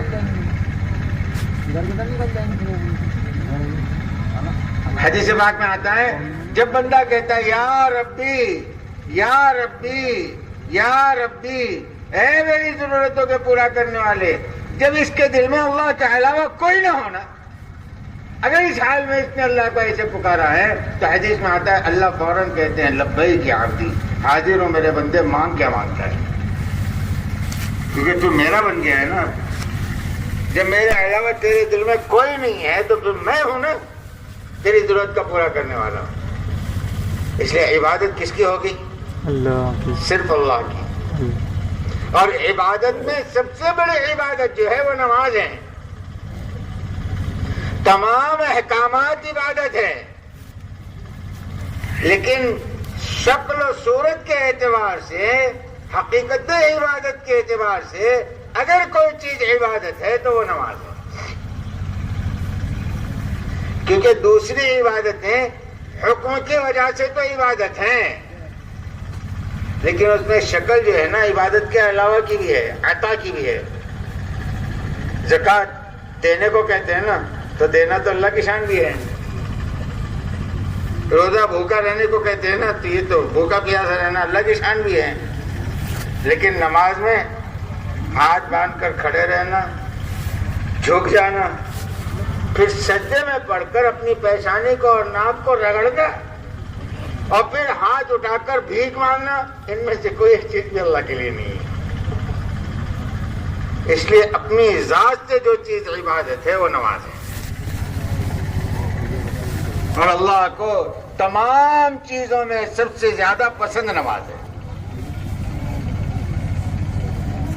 اس لیے اصل عبادت ہے نا، تمام چیزوں میں چھوٹ ہے، تمام چیزوں میں وقت سے دوری ہے کہ جی نماز میں نہیں ہے۔ نماز روزانہ ہے، ہر کسی پر ہے، کوئی عذر کسی کا قابل قبول نہیں ہے۔ سال میں ایک مرتبہ نہیں، رمضان کے روزے سال میں ایک مرتبہ ہے، سال میں ایک مرتبہ نہیں، 50 سال میں ایک مرتبہ ہے، زندگی میں ایک مرتبہ نہیں کہ جی حج زندگی میں ایک مرتبہ ہے۔ نماز دن میں 5 مرتبہ ہے اور روزانہ ہے، اور ہر مرد اور عورت پر فرض ہے، اور انسان کی دنیا اور آخرت کی تمام ضرورتوں کو اللہ نے اس عبادت کے ساتھ جوڑ رکھا ہے۔ کنیکشن جو ہے نا سب کا نماز سے ہے۔ جس نے نماز چھوڑا نا اس کے دنیا کی ضرورت کی تار سوئچ میں سے نکل گئی، اور جب سارکٹ میں سے تار نکل گئی تو لائٹ بجھے گی کہ جلے گی؟ بولو نا۔ اب کوستے رہو آپ لائٹ کو، کم وقت جلتی نہیں، کم وقت جلتی نہیں۔ ارے کم وقت اس لیے نہیں جل رہی کہ یہاں سے وائر نکلا ہے نا۔ ہاں، ایسے نماز چھوڑ گئی نا تو پھر آپ کا وائر نکل گیا، اب اللہ کی طرف سے آپ کی ضرورتوں کے پورا ہونے کا نظام ختم، اب آپ پریشان ہیں۔ تو لوگ کوس رہے ہیں، مہنگائی کو کوئی کوستا ہے، کوئی لوگوں کو کوستا ہے، کوئی رشتہ داروں کو کوستا ہے، کوئی بچوں کو کوس رہا ہے، کوئی شوہر سے جھگڑا کر رہا ہے، کوئی بھائی سے جھگڑا کر رہا ہے، کوئی حکومتوں کو کوستا ہے، ورنہ آخر میں جو ہے اپنے دل کو بہلانے کے لیے تو ہے ہی، ارے یار کسی نے کرنی کر دیا، چلو یہ بھی ایک راستہ ہے، عاملوں کے کمائی کا راستہ تو بن جاتا، کم سے کم آپ کی بگڑی ان کی تو بن گئی، آپ کی بگڑی ان کی تو بنی نہیں بنی۔ ہاں، کس نے کرنی کیا؟ اس نے کرنی کیا، میری کرنی ہے کہ میں نے نماز چھوڑ دی، وہ نہیں دکھتا۔ کرنی ہی کا پھل ہے، لیکن اپنی کرنی کا پھل ہے، دوسروں کا نہیں۔ اچھا، کسی کی کرنی اثر کب کرے گی؟ وہ اللہ سے بڑی ہے یا کرنے والا اللہ سے بڑا ہے؟ کہ بھائی اللہ کی مرضی کے بغیر ہوگا کہ جی اللہ سے جڑ جاؤ نا، ساری کرنیوں کے کرنے والے تو وہی ہے، اور جتنے کرنی دنیا میں کرنے والے ہیں ان کے بھی مالک وہ ہے، سب کو سدھارنا بھی جانتے ہیں، سب کو بگاڑنا بھی جانتے ہیں۔ ہم اللہ سے کٹے ہوئے ہیں اور بولیں گے اللہ سے نہیں مانتے ہیں۔ اللہ، نماز سے کٹنا اللہ سے کٹنا ہے۔ جو نماز سے کٹ گیا وہ اپنے معبود سے کٹ گیا. جب عبادت ہی نہیں رہی تو پھر کاہے کا مذہب, کاہے کا دین؟ دین بغیر عبادت کے ہوتا ہے, مذہب بغیر عبادت کے ہوتا ہے. کہ جی مذہب تو عبادت کو کہتے ہیں, اور عبادت جو ہے وہ نماز ہے. نماز سے بڑھ کر کوئی عبادت نہیں. اور اللہ کا احسان اتنا ہے کہ اللہ نے 5 وقت کی نماز رکھی ہے. انہوں چاہتے کیا تھے؟ چاہتے تو یہ تھے کہ بندہ جو ہے 24 گھنٹے میرے سامنے جھکا رہے. چاہت کیا تھی اللہ کی؟ ابھی تو ہم 5 وقت کی نماز میں کتنا لگتا ہے بھائی؟ بولو نا حساب کر کے. ارے 5 وقت کی نماز میں وقت کتنا لگتا ہے؟ پورے دن بھر کی 5 نمازوں میں 2-2.5 گھنٹے. ارے آپ چلو ٹھیک ہے جی, بہت اہتمام کے ساتھ پڑھنے والے 1 گھنٹہ. ابھی تو 1 گھنٹہ بھاری ہے. حضور پاک صلی اللہ علیہ وسلم معراج پر تشریف لے گئے, اللہ نے 50 نمازیں دی تھی. یہ علامت ہے اس بات کی کہ اللہ چاہتے تھے کہ بندہ میرے سامنے صرف جھکا رہے, کہ جی میری عبادت کرتا رہے, کیونکہ اللہ کو عبادت پسند ہے نا. روزی کا معاملہ نہیں, روزی کا معاملہ نہیں. کہہ رہے روزی تو ہم دیں گے. وَأْمُرْ أَهْلَكَ بِالصَّلَاةِ وَاصْطَبِرْ عَلَيْهَا لَا نَسْأَلُكَ رِزْقًا نَحْنُ نَرْزُقُكَ. اے میرے نبی, آپ اپنے گھر والوں کو حکم دیجئے نماز کا. روزی کا مسئلہ نہیں, روزی ہم آپ کو دیں گے. عبادت پر آپ کے روزی کے دروازے کھول دیں گے. سب سے پہلا وعدہ نماز پر روزی کے دروازے کا ہے. تو چاہتے یہ تھے کہ جی 50 نمازیں پڑھیں. کتنے پڑھیں؟ 50 نمازیں. اب 5 کے لیے 1 گھنٹہ, تو 50 کے لیے کتنے گھنٹے لگے ہوتے تھے؟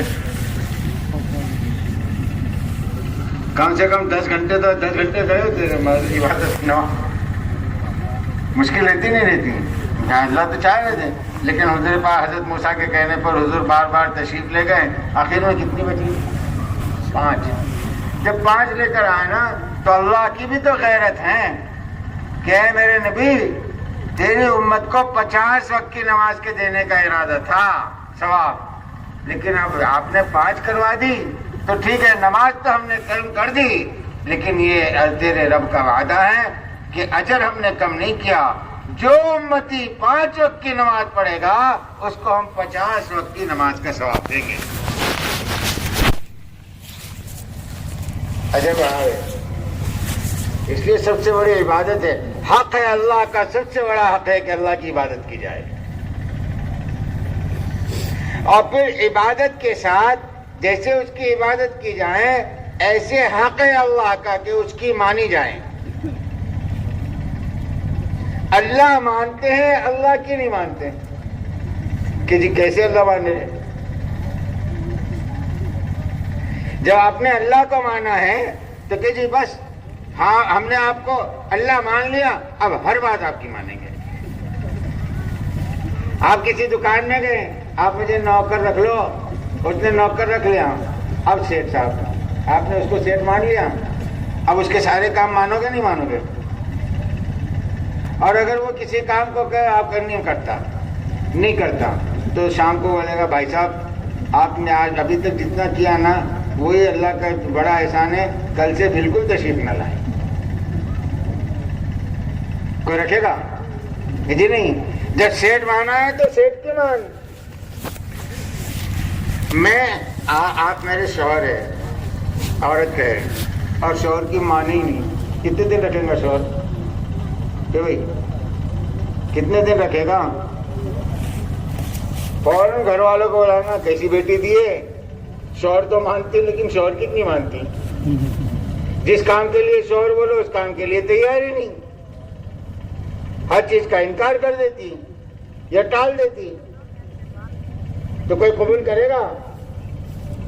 اور ہمارا حال دیکھو, اللہ ہمارے کہتے ہیں اور اللہ ہی کی نہیں مانتے.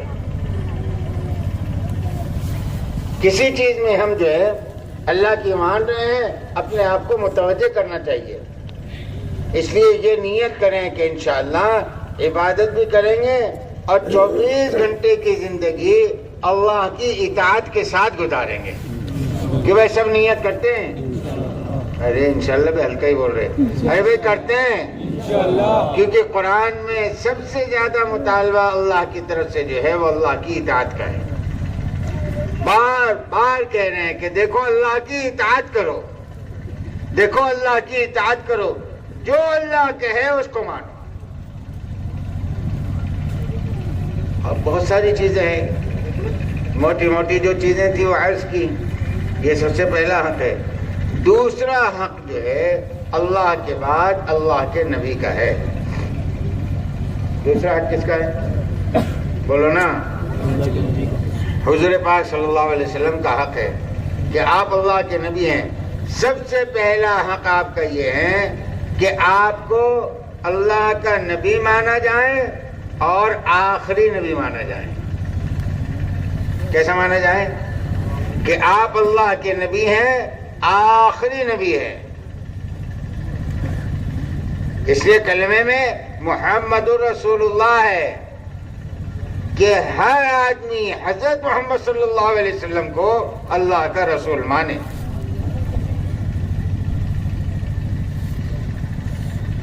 کہ یہ اللہ کے رسول ہیں. اور کیسے ہے؟ آخری ہے. آپ کے بعد اب قیامت تک کوئی نبی نہیں آئے گا. اگر کسی نے نبوت کا اعلان کیا یا نبوت کا دعویٰ کیا تو وہ جھوٹا ہے. حضور پاک صلی اللہ علیہ وسلم آخری نبی ہے. صاف اعلان ہو چکا اللہ کی طرف سے اب کوئی نبی نہیں آئے گا. حضرت عیسیٰ قیامت سے پہلے آئیں گے تو وہ حضور پاک صلی اللہ علیہ وسلم کے امتی کے طور پر آئیں گے، اپنی نبوت کے اعتبار سے نہیں آئیں گے، اپنی شریعت لے کر نہیں آئیں گے.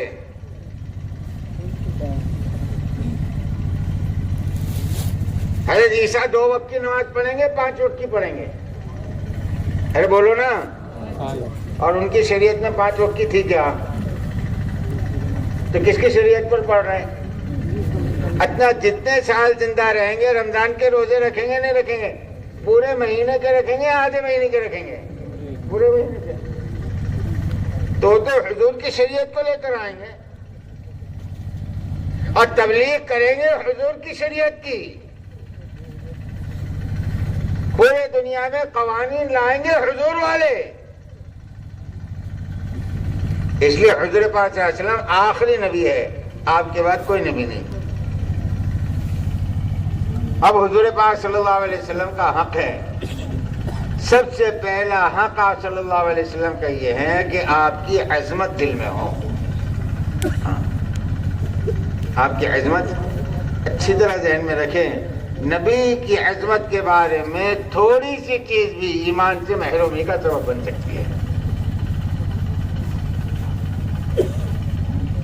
اس لیے سب سے اللہ کے بعد سب سے زیادہ عظمت والی ذات کس کی ہے؟ جناب رسول اللہ صلی اللہ علیہ وسلم. آپ سے بڑھ کر عظمت والی ذات کسی کی نہیں. اس لیے چونکہ آپ سب سے زیادہ عظمت والے ہیں، اس لیے پوری کائنات میں سب سے زیادہ ادب کے لائق آپ کی ذات ہے. کتنا ادب کہ حضرت ابو بکر حضرت عمر حضور پاک صلی اللہ علیہ وسلم کے پاس بیٹھے ہیں، آپس میں بات کرتے کرتے کسی چیز پر دونوں کی آواز تھوڑی بلند ہو گئی، تھوڑی سی بلند. بس اتنا ہی ہوا کہ حضرت جبرائیل آئے. صرف اتنا ہوا اور حضرت جبرائیل آئے. کہ ایمان والو اپنی آواز کو نبی کی آواز سے بلند نہ کرو. لا ترفعوا اصواتکم فوق صوت النبی. کیسے تم نے آواز بلند کر دی؟ اگر تمہاری آواز نبی کی آواز سے بڑھ گئی تو تمہارے پچھلے جتنے عمل سب غارت ہو جائیں گے، کچھ باقی نہیں رہے گا. یہ ہمارے نبی کا ادب ہے. کہ قابل احترام اور قابل ادب ہمارا نبی ہے، اور حضور پاک صلی اللہ علیہ وسلم کا حق یہ ہے کہ آپ کی اطاعت کی جائے، ہر بات آپ کی مانی جائے، چاہے سمجھ میں آئے یا نہ آئے۔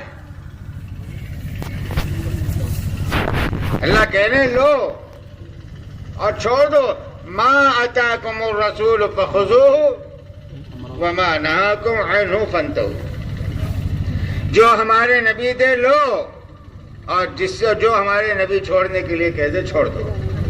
اسی میں تمہاری بھلائی ہے کہ ہم نے بھیجا ہی نبی کو اس لیے کہ ان کی اطاعت کی جائے۔ اور قرآن پاک میں جب بھی اللہ نے اپنی اطاعت کو بیان کیا ہے نا، حضور کی اطاعت کے بغیر بیان نہیں کیا، یہ کمال دیکھ لو۔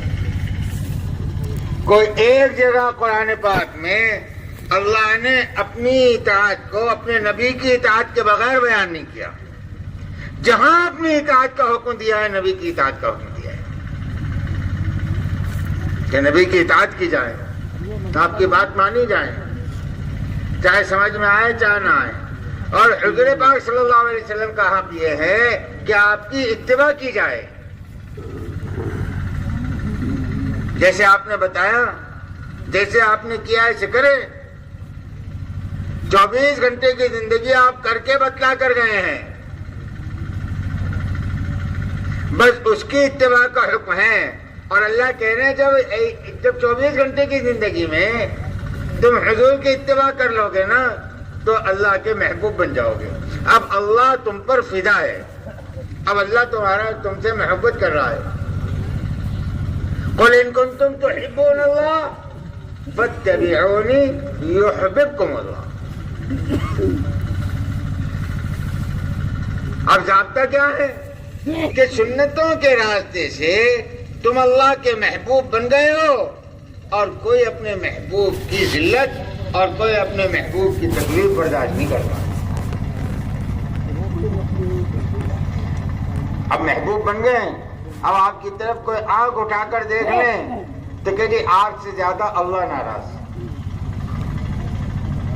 آپ کی طرف آپ کو نقصان پہنچانے کے لیے جو قدم بڑھے وہ آپ کی طرف نہیں، اللہ کی طرف بڑھے۔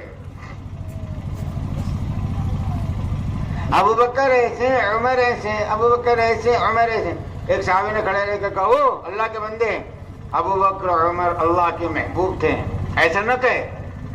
تو اچھا کیا دلیل ہے اللہ کے محبوب تھے؟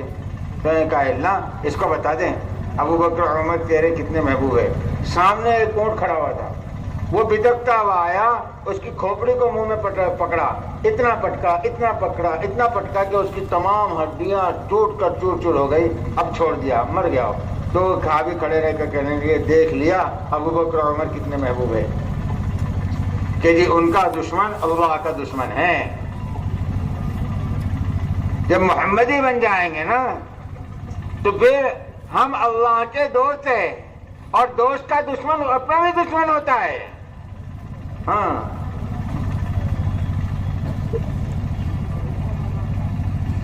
پھر اللہ کہہ رہے ہیں کہ ان کی طرف بڑھنے والے ہماری طرف بڑھنے والے ہیں، اور جو ہمارے دوستوں کے مقابلے پر آئے ہیں انہوں نے اللہ کے ساتھ اعلان جنگ کیا ہے۔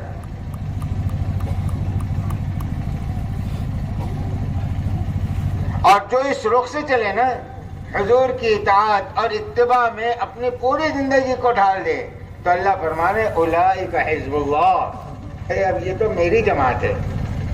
یہ کس کی جماعت ہے؟ یہ میری جماعت ہے، اور گارنٹی دے رہے اللہ الا ان حزب اللہ هم الفائزون، کہ یقین رکھو اللہ ہی کی جماعت کامیاب ہوگی۔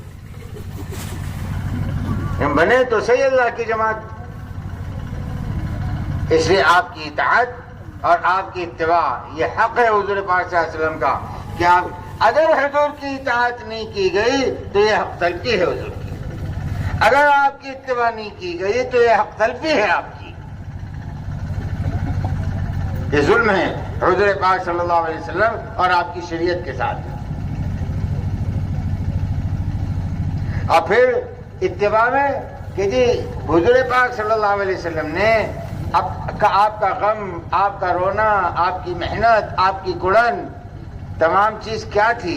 اس کا اپنے آپ کو تابع کرنا، جیسے سارے صحابہ نے تابع کر دیا تھا کہ جی ہم حضور کو اپنا نبی مانتے ہیں، حضور کی ماننی بھی ہے، آپ کی اتباع بھی کرنی ہے، آپ چاہتے کیا ہے؟ تو بچے ایک ہی درد، ایک ہی قرآن، ایک ہی فکر، اے اللہ میرا لایا ہوا دین اپنی حقیقت کے ساتھ امت میں زندہ ہو جائے۔ یہ حضور کی قرآن، یہ حضور کا فکر، اور یہ تمام صحابہ کی قرآن اور فکر بن گیا۔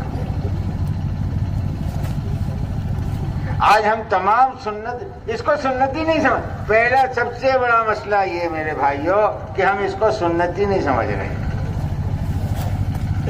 انسانیت کا درد و غم اپنے اندر لینا، انسانیت کے لیے کڑنا، انسانیت کے لیے تڑپنا، انسانیت کی بھلائی کی اور آخرت کے لیے اپنی جان اور مال لگانا، ہم اس کو سنت ہی نہیں سمجھ رہے۔ تمام سنتوں کو سنت سمجھ رہے ہیں، اور یہ سنت کبریٰ ہیں، سب سے بڑی سنت ہے، پوری زندگی آپ صلی اللہ علیہ وسلم نے اسی پر لگائی۔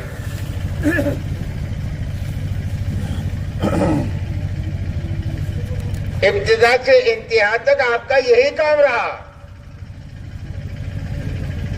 اور نتیجہ یہی تھا کہ آپ اس کو مقصد بنا کر رہے تھے، تو لوگ آہستہ آہستہ آہستہ آہستہ کہ جی اسلام کی طرف آ رہے تھے، ان کی آخرت بنتی جا رہی تھی۔ پھر جتنے آئے انہوں نے حضور کا یہی درد و غم لیا، تو اس کا نتیجہ یہ ہے تمام بر اعظم کے اندر پہلی صدی میں ہی، پہلی اور دوسری صدی میں ہی پوری دنیا کے چپے چپے تک اسلام پہنچ گیا، کوئی چپا نہیں بچا تھا کہ جی کیا ہوا، اتنا پوری دنیا میں اسلام پھیل گیا کہ جی حضور تو اکیلے تھے کہ یہ آپ کا غم صحابہ میں، آپ کی فکر صحابہ میں منتقل ہوئی، اور اس نے کمال کر دیا۔ اگر آج ایمان والے بھائی اس وقت کتنے تھے اور کتنوں کا رخ پھیرا گیا، اس کو اندازہ آئے گا۔ اس وقت تو ایک ایمان والے کے حصے میں صرف 5 یا 6 ہیں، کتنے ہیں بولو نا؟ 700 کروڑ کی آبادی ہے، 200 کروڑ ہیں مسلمان، تو ایک کے حصے میں کتنے ہیں؟ 5۔ آسان ہے مشکل ہے؟ ارے ہر صورت میں آسان ہے مشکل ہے، کوئی بھی صورت لے لو، آسان ہے؟ وہ تو 1.25 لاکھ تھے، لاکھوں کی ہدایت کا ذریعہ بن گئے، ہم 200 کروڑ ہیں۔ مسئلہ یہ ہے کہ جو انہوں نے لیا وہ ہم نہیں لے رہے ہیں۔ انہوں نے ابو جہل کا مذہب چھوڑا اور ابو جہل والی فکر بھی چھوڑی، ابو جہل والا غم بھی چھوڑا، اور حضور والی محنت اور حضور والی فکر اختیار کی۔ ہمارا معاملہ ایسا ہے، ہم نے ابو جہل والے مذہب کو چھوڑا ہے، لیکن فکر اور غم کے اعتبار سے ہم ابو جہل کے ساتھ چل رہے ہیں۔ اس کا فکر دنیا کا تھا، ہمارا فکر دنیا کا ہے۔ صحابہ کا فکر اپنی دنیا کو دین پر لٹانے کا تھا، ہمارا فکر اپنے آپ کو کھپا کر اپنی دنیا بنانے کا ہے۔ یہ فرق ہوا ہے۔ اور جو ذہنوں میں بات آ رہی ہے نا، صحابہ کی مدد، صحابہ کی مدد، تو بھئی صحابہ تو بہت تھوڑے تھے، ان کی مدد اتنی کی جاتی تھی، تو بھئی ان کی مدد جو ہے وہ تو ان کی زندگی پر کی جاتی تھی نا، ان کے یقین پر، ان کی فکروں پر، ان کی نیت پر ان کی مدد کی جاتی تھی۔ ورنہ جہاں تھوڑی نیت بگڑی تو صحابہ سے بھی مدد اٹھا لی اللہ نے۔ ہمارے تو پورا ڈھانچہ ہی بگڑا ہوا ہے اور ہم مدد کو پکار رہے ہیں، اور وہاں پر تو حنین میں صرف تھوڑی سی نیت بگڑی۔ میں نیت بھی کیا بگڑی، نیت تو اللہ کی تھی، بس تھوڑا سا یہ پیدا ہو گیا کہ یار اب اس مرتبہ اپن بہت زیادہ ہے، اس مرتبہ اپن بہت زیادہ ہے۔ پہلے کیا ہوتا تھا کہ جی کم ہو زیادہ ہو نگاہ اللہ پر. اس مرتبہ تھوڑا یہ ہوا کہ اپن بہت زیادہ ہے, اب تو کامیاب ہو جائیں گے. اللہ نے اپنی مدد اٹھا دی, کامیاب ہو کر بتاؤ نہیں ہوئے, مصیبت میں آ گئے. تھوڑی دیر کے لیے اللہ سے نگاہ ہٹی, مصیبت میں آ گئے. ہم اللہ کی مدد کو پکار رہے ہیں اور 24 گھنٹے کے اعتبار سے اللہ سے غافل ہے. مولانا الیاس صاحب رحمۃ اللہ علیہ فرماتے تھے, میں تو روتا ہوں, ڈرتا ہوں اس بات سے کہ اللہ دیکھ رہے ہیں, اللہ دیکھ رہے ہیں اور یہ جانتا ہے کہ میرا اللہ مجھے دیکھ رہا ہے, اس کے باوجود بھی اللہ کو چھوڑ کر اللہ کے غیر میں مشغول ہے.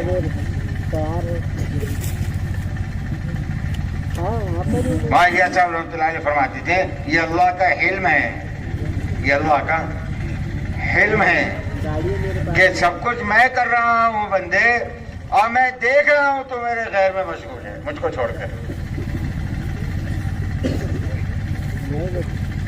برداشت کرے گا, کپڑے یہ پہنا رہا ہے, کھانا یہ کھلا رہا ہے, گھر اس کا ہے, ساری ضرورتیں یہ پوری کر رہا ہے, اور یہ سامنے موجود ہے اور عورت کسی غیر سے بات کر رہی ہے, برداشت کر لے گا؟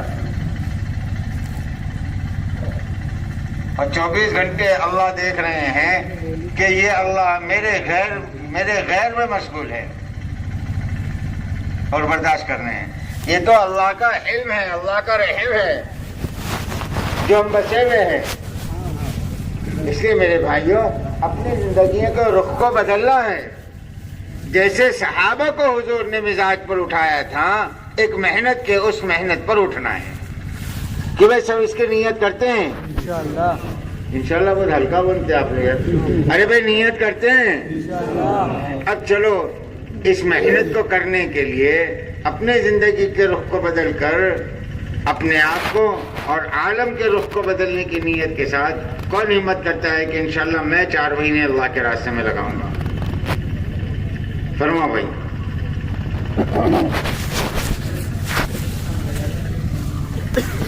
4 مہینے کی نیت کرو.